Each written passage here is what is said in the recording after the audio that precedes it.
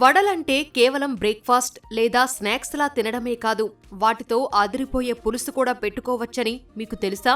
మసాలా వడలతో కూర చేయడమంటే చాలా మంది పెద్ద ప్రాసెస్ అనుకుంటారు. కానీ ఈ రెసిపీ చూస్తే ఆ ఫీలింగ్ అస్సలు ఉండదు. వంటరాని వాళ్ళు కూడా ఎంతో ఈజీగా చాలా క్విక్ గా ఈ పులుసును చేసేయొచ్చు.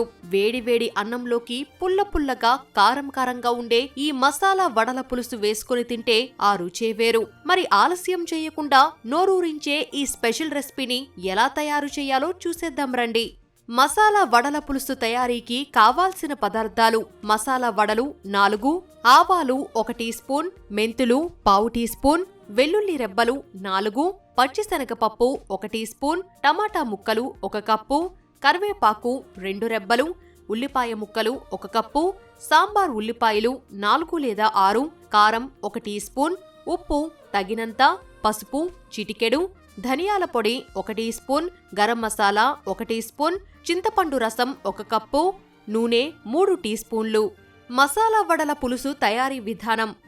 మసాలా వడల పులుసు తయారు చేసుకోవడానికి ముందుగానే మసాలా వడలను తయారు చేసుకొని పెట్టుకోవాలి. లేదంటే ఉదయం టిఫిన్ చేయగా మిగిలిన వడలను రెడీగా పెట్టుకోవాలి. ఇప్పుడు స్టవ్ ఆన్ చేసి కడాయి పెట్టి అందులో నూనె పోసి వేడి చెయ్యాలి. నూనె వేడెక్కిన తర్వాత ఆవాలు వేసి చిటపటలాడించాలి. తరువాత కరివేపాకు, చిన్న ముక్కలుగా కట్ చేసుకున్న ఉల్లిపాయలు, కట్ చేసుకున్న సాంబార్ ఉల్లిపాయలు, వెల్లుల్లి రెబ్బలు, మెంతులు, పచ్చిశనగపప్పు వేసి వేయించాలి. ఇవన్నీ నూనెలో చక్కగా వేగిన తర్వాత చిన్నగా కట్ చేసుకున్న టమాటా ముక్కలు వేసి మూత పెట్టి ఉడికించాలి. టమాటా ముక్కలు బాగా మగ్గిన తర్వాత నానబెట్టిన చింతపండు రసం తీసుకొని ఇందులో పోయాలి. తరువాత కొద్దిగా పసుపు, ధనియాల పొడి, గరం మసాలా, కారం వేసి మరిగించాలి. టమాటాలు, ఉల్లిపాయలకు మసాలాలన్నీ చక్కగా పట్టి నూనె పైకి తేలేంత వరకు ఉడికించాలి. తరువాత మనం తయారుగా పెట్టుకున్న మసాలా వడలను ముక్కలుగా చేసుకొని ఈ గ్రేవీలో వేసి కలుపుకోవాలి. చివరగా రుచికి సరిపడా ఉప్పు వేసుకొని స్టవ్ ఆఫ్ చేసుకున్నారంటే